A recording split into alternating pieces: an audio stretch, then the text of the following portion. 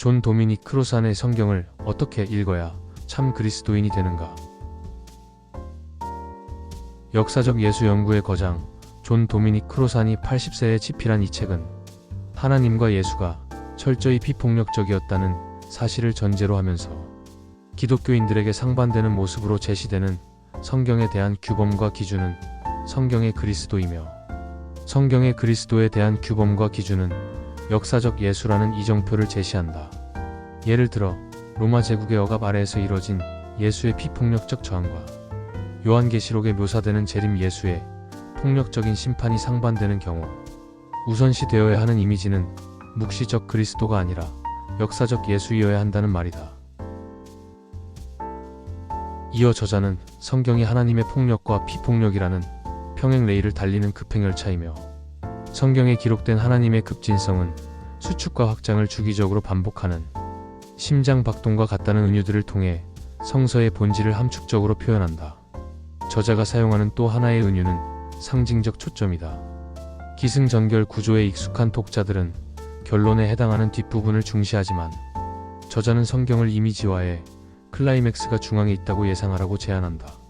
계시록이 아니라 복음서와 바울의 편지들이 더 중요한 의미를 갖는다는 말이다. 저자는 마지막으로 성서의 본질이 왜곡되는 시대에 여전히 그리스도인으로 남는 일의 의미를 묻는다. 참 그리스도인은 어느 시대에서나 폭력과 비폭력, 보복과 분배 사이에서 선택을 요구받는다. 그러나 그동안 교회는 성서에 기록된 폭력과 비폭력, 그리고 보복과 분배를 면밀하게 구분하지 않은 채 이중적 또는 혼합주의적인 태도를 취해왔다. 기독교인들이 전쟁을 일으키고 노예와 이방인 같은 사회적 약자들을 억압하면서도 하나님의 정의를 내세울 수 있었던 근거도 성서의 모순된 기록과 그에 대한 모호한 입장에서 비롯됐다.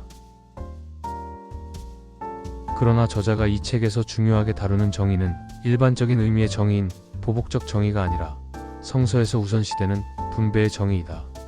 저자는 특히 구약 전반에서 강조되는 안식일과 희년, 그리고 예수가 전한 하나님 나라 메시지의 핵심에 자리 잡고 있는 사랑은 폭력적인 보복 정의가 아니라 비폭력적인 분배 정의이며, 보복 정의가 개입되는 경우는 분배 정의가 침해당할 때라고 설명한다. 그래서 이 책의 핵심 과제는 두 가지 다른 성격을 가진 하나님의 조화 문제를 탐구하는 것이다. 그런데 비폭력적인 분배의 정의 외에 폭력적인 보복의 정의가 성경의 상당 부분을 차지하는 이유는 뭘까? 이에 대해 저자는 하나님의 이름으로 선포된 희년을 비롯해 숱한 예언자들의 예언, 그리고 예수와 바울이 전한 메시지 등에서 나타나는 하나님의 급진성이 문명의 정상성에 의해 희석화됐기 때문이라고 설명한다. 예를 들어 확실히 바울이 쓴 빌레몬서와 바울이 쓰지 않았을 가능성이 높은 골로새서에서 나타나는 차이는 하나님 나라의 이상이 세상의 논리에 휘말려 일종의 타협에 의해 변질되거나 왜곡됐다는 증거라는 것이다. 이처럼 저자는 하나님의 급진성이 긍정과 부정, 선포와 무효화, 공고와 폐기, 주장과 전복의 패턴을 거듭하면서 결국 문명의 정상성에 흡수됐다고 주장한다. 그런 과정은 나귀를 타고 비폭력적인 방법으로 예루살렘에 들어간 역사적 예수가 이후 문명의 정상성에 의해 군마를 타고 폭력적인 심판자의 모습으로 등장할 묵시적 그리스도로 변모하는 흐름을 통해 가장 극명하게 드러난다. 이런 차이를 제대로 파악하지 못할 경우 메시지의 진정성과 허구성을 구별할 수 없을 것이기 때문에 저자가 제시한 문제 제기와 해법은 참으로 의미심장하다. 저자는 하나님의 정의와 사랑을 구분하지 않는다. 정의와 사랑을 내용과 형식처럼 불가분의 관계로 여기기 때문이다. 그러나 몸과 영혼처럼 하나이어야 하는 정의와 사랑은 문명의 정상성에 의해 사랑 없는 정의나 정의 없는 사랑으로 변질된다.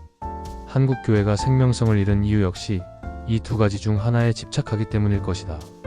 죽비처럼 따끔한 노학자의 가르침은 옳고 그름의 구분조차 제대로 하지 못하면서 세상의 논리에 휩쓸려가는 한국 교회에는 버거운 요구일 수 있겠지만, 그럼에도 귀담아 들어야 하는 예언자의 외침이다.